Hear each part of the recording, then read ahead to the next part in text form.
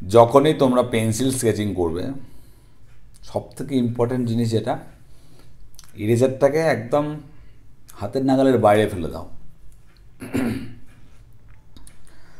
Eraser একটা এমন জিনিস, কম্পিউটারের কিবোর্ডের কন্ট্রোল জেডের মতো। যখনই তোমার কাছে রেকটিফিকেশনের চান্স থাকছে, তোমার ভুল করার প্রবণতাটাও বাড়ে। সেই জন্য আমি আমার স্টুডেন্টদের বলি, পেন্সিল স্কেচিং ভালোভাবে করতে হলে ইরেজারটাকে দূরে রাখো। ভুল হলে নতুন করে করো, কিন্তু ইরেজ করে করে বারবার রেকটিফিকেশন করে করে করলে শিখতে পারবে না, ইমপ্রুভমেন্টটা হবে না।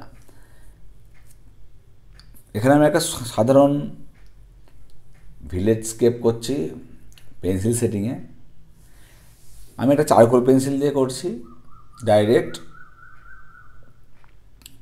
প্রথমে আমি যেটা করছি, কম্পোজিশনটা করে নিচ্ছি, খুব লাইট কালার, কম প্রেশার দিয়ে দুটো বাড়ি যেমন হয় আর কি, অপরিকল্পিত গ্রামে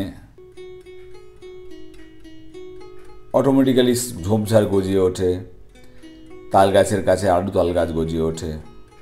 অপরিকল্পিত গ্রামে বলছি, যেমন নর্মাল সেই যে মেঠো গ্রাম তার কথা বলছি। সেখানে কেটে কেটে সুন্দর করে ডিজাইন করা গাছ কিন্তু থাকে না।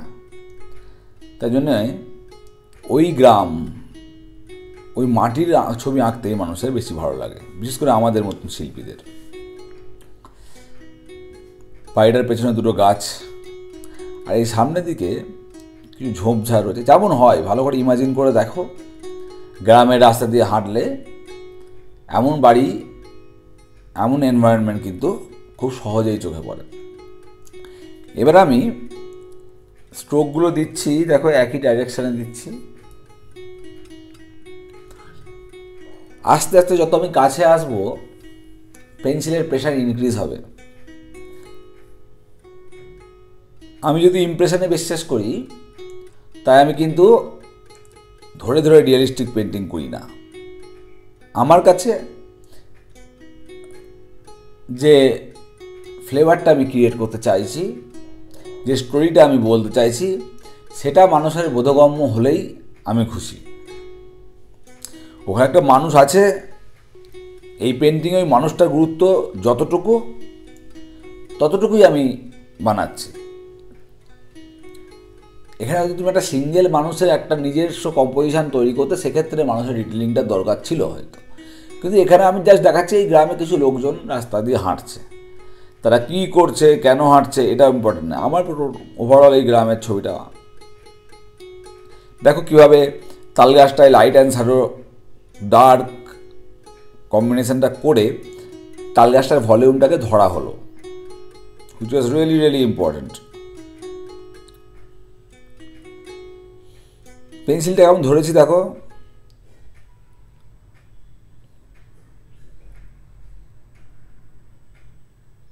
তাল গাছ একটা এমন গাছ, তালের অত ভ্যালু নেই না, নারকলের মতো।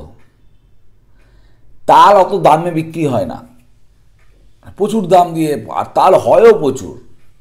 নারকল যদি একটা পড়ে থাকে, মানুষ কাড়াকাড়ি করে দেয়। তাল একটা সিজন ফ্রুট হয়, অনেক তাল জঙ্গলে ঝরে পড়ে। তাল গাছের গোড়ায় অনেক জঞ্জাল থাকে, তাই তাল গাছের গোড়া থেকে আরও তাল গাছ গজিয়ে ওঠে গ্রামের দিকে বিশেষ করে। এই বাড়িটায় শ্যাডোর পরিমাণটা বেশি ডার্ক করে দিলাম। গাছের অবজেক্ট ডার্ক হওয়াটা স্বাভাবিক।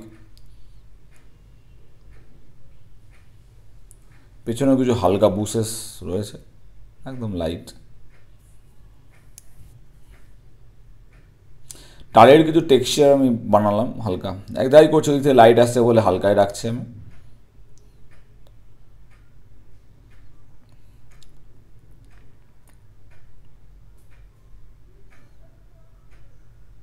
ছোট্ট একটা দরজার এখানে একটা মানুষ ছিল, যে মানুষটাকে আমি বানিয়ে দিলাম।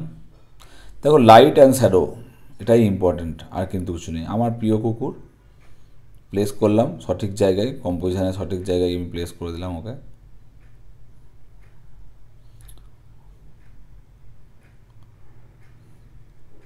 ছোটো ছোটো টুকিনাকি। এটা জ্যাকের বন্ধু ম্যাক,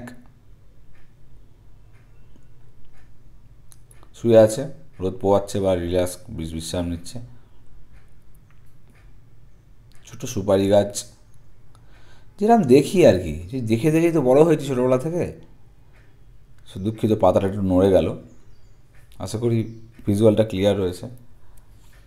এখানে আমার সব থেকে ডার্ক কালার টোন আমি ইউজ করছি। সামনের দিকে যে ঝোপঝাড়গুলো থাকে না, যেগুলো খুব খুব ইম্পর্টেন্ট রোল প্লে করে। তোমরা সবসময় মনে রাখবে, পেন্সিল স্কেচিং হচ্ছে এমন একটা মাধ্যম, বা চারকোল ড্রয়িং, রাফ স্কেচিং যেটাই বলো না কেন, সেটাই হচ্ছে তোমার ইমপ্রুভমেন্টের আসল রাস্তা। যদি নিজেকে ডেভেলপ করতে চাও, পেন্সিলকে ভালোবাসো। আর পেন্সিলকে ভালোবাসলে পেন্সিল তোমায় উজাড় করে দেবে।